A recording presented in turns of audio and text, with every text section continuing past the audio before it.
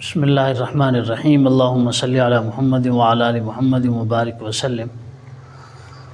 27ویں پارے کی ابتدا میں ان فرشتوں کا تذکرہ ہے جن کا ذکر 26ویں پارے کے آخر میں حضرت ابراہیم علیہ السلام کے مہمان کے طور پر ہوا تھا۔ حضرت ابراہیم سے ہو کر حضرت ابراہیم کے بھتیجے حضرت لوط علیہ السلام کے پاس یہ لوگ گئے اور پھر بتلایا کہ ہم آپ کی قوم کو عذاب دینے کے لیے آئے ہیں، آپ کی قوم پر عذاب آ جائے گا جنہوں نے آپ کو پریشان کیا ہوا ہے۔ تو اس کا تذکرہ ہے اور ساتھ ساتھ ضمنی طور پر بتلایا گیا کہ فرعون، اسی طرح حضرت نوح علیہ السلام کی قوم عاد، قوم سمود، یہ لوگ ہلاکت کا شکار ہو گئے ہیں۔ تو یہ مشرکین مکہ کیا چیز ہیں؟ یہ بھی اللہ رسول کی بات نہیں مانیں گے تو بالآخر ہلاک ہو جائیں گے۔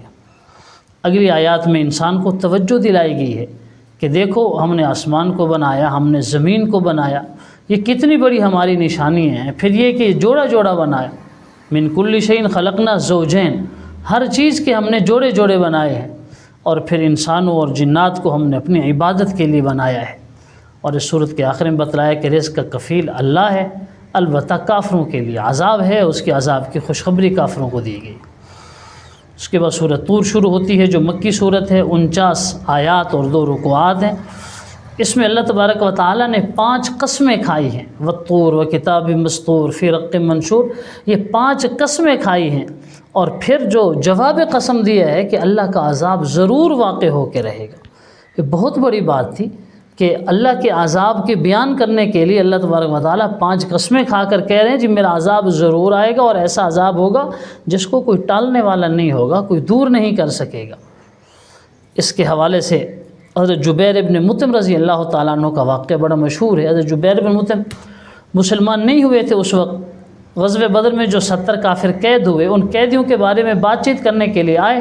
حضور صلی اللہ علیہ وسلم مغرب کی نماز پڑھا رہے تھے، سورۃ طور شروع کی ہوئی تھی۔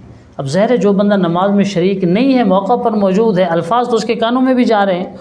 جب حضور اسلام نے یہ سورۃ طور شروع کی تو کہتے ہیں میرا دل دہلتا گیا، ڈرتا گیا میں کہ اللہ کے نبی بڑی بڑی قسمیں کھا رہے ہیں، بیت معمور کی قسم، آسمانوں کی قسم، طور پہاڑ کی قسم، اسی طرح کھلی کتاب کی قسم، یہ بڑی قسمیں، تو میرا دل ڈر رہا تھا۔ پھر جب آپ صلی اللہ علیہ وسلم نے فرمایا نا ان عذاب ربک لواقع، جی اللہ کا عذاب تو آ کر ہی رہے گا اور اس کو کوئی ٹال نہیں سکتا، کہتے میں ڈر گیا، مجھے پتہ چلتا تھا کہ میرا سینہ ابھی پھٹ جائے گا، تو میں فوراً ہی مسلمان ہو گیا۔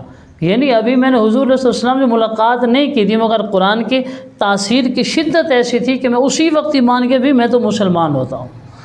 بہرحال قرآن کی اپنی ایک تاثیر ہے، اگر کوئی آدمی سمجھنے والا ہو اور خلوص نیت کے ساتھ اس کو سمجھے پڑھے تو کوئی شک نہیں قرآن آج بھی وہی تاثیر رکھتا ہے۔ خود حضرت عمر رضی اللہ تعالیٰ عنہ کا واقعہ ہے کہ حضرت عمر رضی اللہ تعالیٰ عنہ ایک بار طواف کر رہے تھے، مختلف گلیوں کا گشت کر رہے تھے، ایک مکان کے پاس سے گزرے تو ایک آدمی تلاوت کر رہا تھا یہی اللہ کے عذاب کے بارے میں۔ حضرت عمر اپنے سواری سے نیچے گر پڑے، دیوار کے ساتھ ٹھہر گئے، طبیعت سنبھلی نہیں اور گھر آ گئے۔ 1 ماہ تک گھر میں رہے، لوگ آتے تھے عیادت کرنے کے لیے، امیر المومنین کیا ہوا آپ کو، لیکن کچھ بتا نہیں پاتے تھے۔ تو یہ قرآن کی تاثیر اتنی زیادہ ہے۔ اس کے بعد اللہ تبارک و تعالیٰ نے صورت میں جنت کا ذکر کیا کہ جنت کی حوریں، غلمان، اور اسی طریقے سے ان لوگوں کے لیے مختلف پھل، باغات، یہ سارا کچھ ہوگا۔ اللہ تعالیٰ نے تقوی والوں کے لیے جنت کی یہ نعمتیں ساری رکھی ہوئی ہیں۔ اور حضور صلی اللہ علیہ وسلم جب لوگوں کو دعوت دیتے تھے، یہ کافر استہزاء کرتے تھے، مذاق اڑاتے تھے، اللہ تعالیٰ نے اس کی مذمت بیان فرمائی ہے، اس کا تذکرہ کیا، اور حضور اسلام کو صبر کی تلقین کی کہ آپ اللہ کے حمد و ثنا میں لگے رہیں، آپ تسبیح و تحمید میں لگے رہیں۔ یہ بدبخت اگر یہ کر رہے ہیں تو یہ اس کی سزا اور انجام بھی خود دیکھ لیں گے۔ اور پھر سورۃ النجم شروع ہوتی ہے۔ سورۃ النجم مکی صورت ہے، 62 اس کی آیات اور 3 رکوعات ہیں۔ اس کی ابتدا معجزہ معراج سے ہوتی ہے کہ حضور صلی اللہ علیہ وسلم کو معراج کرائے گی، آپ نے 7 آسمانوں کی سیر کی، سدرۃ المنتہا تک پہنچے، اللہ سے ملاقات ہوئی راج قول کے مطابق، بیت المقدس میں انبیاء کرام کی امامت کرائی، جنت کی سیر کی، جہنم میں مختلف مناظر دیکھے عذاب ہوتے ہوئے۔ تو یہ معجزہ معراج کا تذکرہ ہے اس میں۔ اور پھر اگلی آیات میں مشرکین کی مذمت کی گئی ہے کہ مشرک کیسے بدبخت ہیں، لات، عزا، منات، ان فرشتوں کی پوجا کرتے ہیں، ان بتوں کی پوجا کرتے ہیں اور فرشتوں کو اللہ کی بیٹیاں قرار دیتے ہیں۔ یعنی یہ جو لات منات عزا یہ بت تھے، ان بتوں کو پوجتے تھے، بتوں کے پجاری تھے، مشرک تھے، اور ادھر سے اللہ کے لیے بیٹیاں بھی تجویز کرتے تھے کہ جو فرشتے ہیں یہ اللہ کی بیٹیاں ہیں۔ اللہ نے ان کی مذمت کی ہے اور قیامت کا تذکرہ کیا ہے کہ جو قیامت آئے گی جب ہولناکی ہوگی، اس میں سور پھونکا جائے گا، مگر جو نیک لوگ ہیں، اہل ایمان ہیں، متقی لوگ ہیں، وہ بری باتوں سے، بے حیائی کی باتوں سے چونکہ اجتناب کرتے ہیں، اسی لیے وہ اس کی گھبراہٹ کا شکار نہیں ہوں گے۔ پھر اللہ تبارک و تعالیٰ نے اپنی قدرت کے دلائل ذکر کیے ہیں کہ اللہ ہنساتا بھی ہے، رلاتا بھی ہے، اللہ زندگی دیتا ہے، اللہ موت دیتا ہے، اللہ مذکر کو مؤنث کو نر مادہ کو پیدا کرتا ہے، لوگوں کو مالدار بھی اللہ بناتا ہے، ہلاک بھی اللہ کرتا ہے۔ یہ ساری صفات اللہ کی ہیں، یہ ساری قدرتیں اللہ تعالیٰ کی ہیں، تو بس وہی پھر عبادت کے لائق ہے اور وہی معبود حقیقی ہے۔ اس کے بعد پھر بتلایا کہ انسان کے ساتھ جو کچھ ہو رہا ہے انسان اس کا خود ہی ذمہ دار ہے۔ سورۃ النجم کے بعد سورۃ القمر شروع ہوتی ہے، مکی صورت ہے، 55 آیات اور 3 رکوعات ہیں۔ اس کی ابتدا میں قرب قیامت کا تذکرہ، جی قیامت قریب آ گئی ہے، اور معجزہ جو شق القمر تھا وہ واقع ہو چکا ہے۔ یعنی حضور صلی اللہ علیہ وسلم نے چاند کی طرف اشارہ کیا تھا، چاند کے 2 ٹکڑے ہو گئے تھے، ایک ٹکڑا اپنی جگہ پر رہا، دوسرا اس نے حرکت شروع کر دی، تو یہ حضور علیہ السلام کا بہت بڑا معجزہ تھا، اور یہ منہ مانگا معجزہ تھا۔ جب کافروں نے کہا تھا کہ چاند 2 ٹکڑے ہو جائے، اللہ تبارک و تعالیٰ نے اپنے پیغمبر کی بات مان لی اور یہ معجزہ دکھا دیا، مگر جو بدبخت تھے وہ سدا کے بدبخت رہے، وہ کسی طرح بھی مومن نہ ہوئے، مسلمان نہ ہوئے، تو اس کا تذکرہ کیا۔ اور پھر حضور صلی اللہ علیہ وسلم کو تلقین کی گئی کہ اے پیغمبر آپ صبر کریں، ایک وقت آئے گا یہ لوگ جب قبروں سے اٹھیں گے یہ بالکل سٹ پٹائے ہوئے ہوں گے، ان کی آنکھیں جھکی ہوئیں گی، ان کے چہروں پر ذلت اور مسکنت طاری ہوگی، یہ سخت عذاب کا شکار ہوں گے۔ آج یہ آپ پر باتیں کرتے ہیں، آپ کا کہ تکذیب و انکار کرتے ہیں، مگر ایک وقت آئے گا یہ آپ کے محتاج بن جائیں گے، اس وقت انہیں یاد آئے گا جی ہمیں تو یہ صحیح کہتے تھے، ہمیں تو ایمان قبول کرنا چاہیے تھا، اسی لیے صبر کریں اور وقت کا انتظار کریں جب ان لوگوں پر عذاب آئے گا۔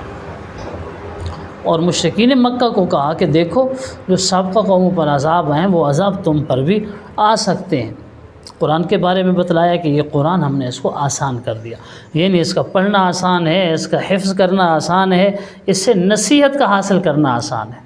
باقی جتنے بھی پیدا کی ہوئی چیزیں ہیں وہ سب ہماری مخلوق ہیں، اور جو کچھ دنیا میں ہو رہا ہے، جو آیا ہے، جو آئے گا، یہ سب کچھ ہمارے پاس لوح محفوظ میں موجود ہے، پہلے سے ہمارے پاس لکھا ہوا ہے۔ اس سے عقیدہ تقدیر بھی ثابت ہوتا ہے کہ سب کچھ اللہ تعالیٰ کے علم میں موجود ہے۔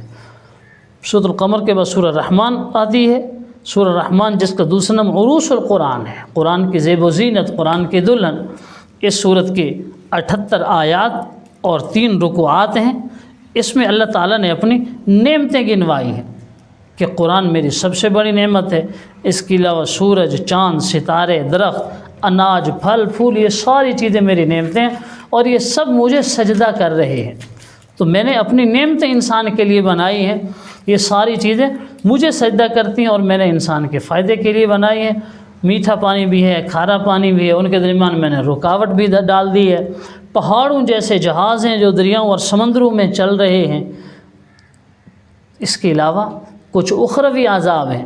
اخروی عذاب کیا ہیں؟ آگ کے شعلے ہوں گے، دھواں ہوگا جس میں سانس بھی نہیں لیا جا سکے گا، کھولتا ہوا پانی ہوگا جو انسان کے آنتوں کو بالکل کاٹ کے رکھ دے گا۔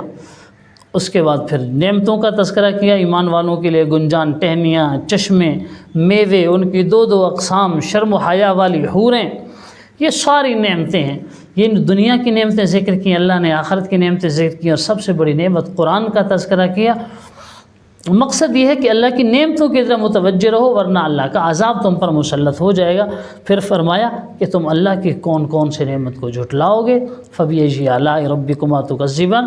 یہ جو آیت اور یہ جملہ ہے قرآن نے اس صورت میں 31 بار استعمال کیا ہے، یعنی 31 بار بتلایا گیا ہے، اور اس میں بڑی عجیب حکمتیں ہیں کہ اللہ کی جہاں عجائب تخلیقات کا ذکر ہے وہاں 8 بار کہا ہے، جہاں جہنم کا اور جہنم کے عذابوں کا تذکرہ ہے وہاں 7 بار آیا ہے، اور اسی طرح جہاں جنت اور اس کے باغات کا تذکرہ ہے وہاں 8 بار آیا ہے۔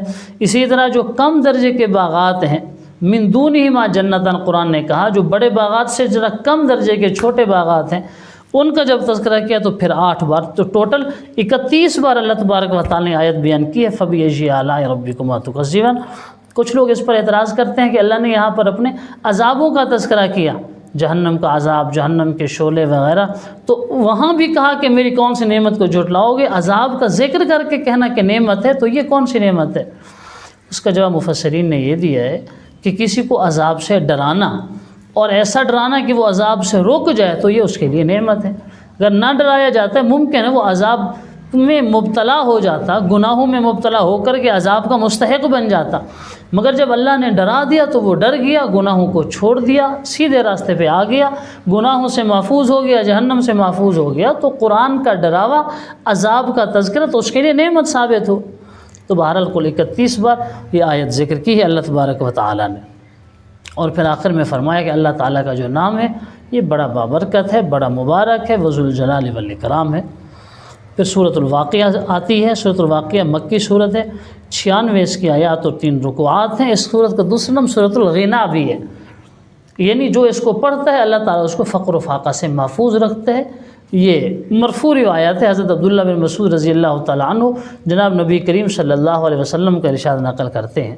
اسی لیے صحابہ کرام یا بعد کے بزرگان یا اب بھی الحمدللہ نیک لوگوں کے ہاں یہ معمول ہے، خود بھی اپنے اہل و عیال کو بھی اپنے گھر کا ایک ماحول سا بنایا ہوا ہے کہ لوگ مغرب کی نماز کے بعد سورہ واقعہ کی ضرور تلاوت کرتے ہیں۔ ہمیں بھی کرنی چاہیے تاکہ انسان کو معاشی پریشانیوں سے، بالخصوص فقر و فاقہ کی زندگی سے نجات مل سکے۔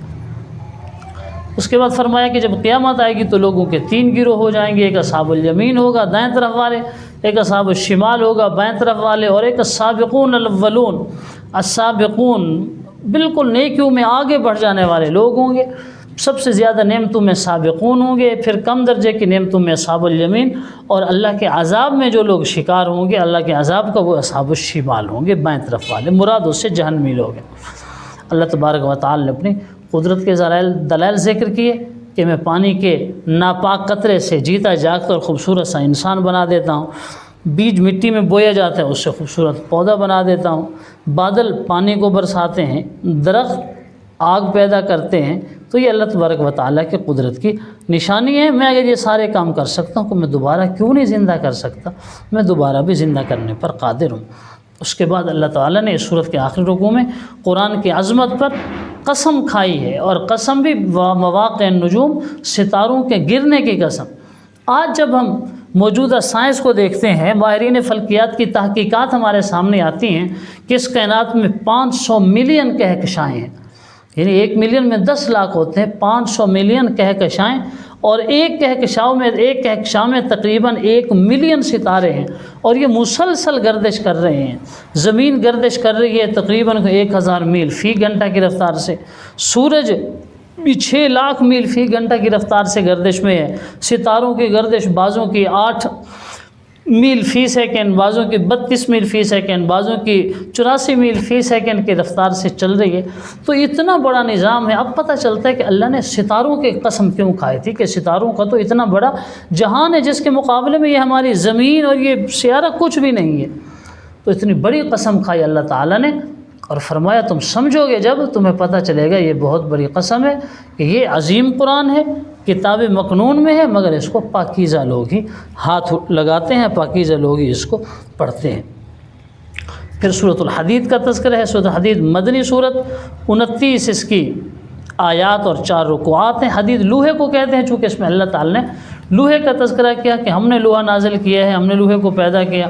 اس میں 3 موضوعات ہیں، یعنی قرآن کے جو 3 موضوعات ہیں وہ بھی ہیں، ساتھ یہ بھی بتایا گیا کہ سب کچھ اللہ کے لیے ہے، سب کچھ اللہ کے لیے ہے، اور پھر یہ کہ ایمان اور اللہ پر ایمان لانا اور اللہ کے راستے میں مال خرچ کرنا یہ ایمان والوں کی ذمہ داری ہے۔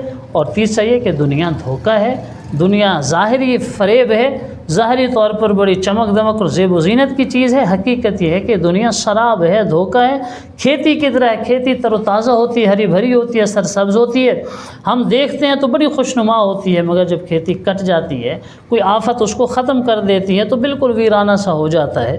تو اسی لیے بتلایا گیا کہ مومن کو اہل کتاب کی طرح اس دنیا سے دھوکہ نہیں کھانا چاہیے۔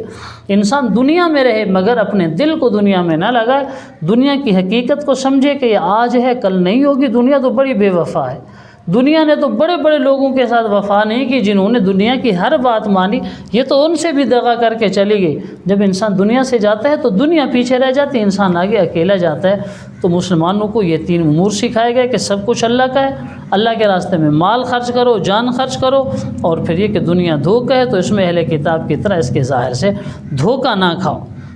اسی طرح انسانوں کو، مسلمانوں کو آخر میں بتلایا گیا کہ اللہ کی مغفرت کی طرف دوڑ لگاؤ۔ جو اللہ کی مغفرت ہے، اللہ کی جنت ہے، وہ بڑی وسیع ہے، اس کی طرف دوڑ لگاؤ تاکہ وہ تمہیں ملے۔ اور پھر ایمان والوں کے لیے اجر کے نور کا وعدہ ہے۔ اللہ تعالیٰ جس کو اجر دیں گے، نور کی شکل میں دیں گے، وہ اپنے نور کے بیچ میں چل رہا ہوگا اور اللہ تعالیٰ اس کو دوگنا تیگنا اجر دیں گے۔ اللہ غفور الرحیم ہے۔ اللہ عمل کی توفیق بخشیں۔ السلام علیکم۔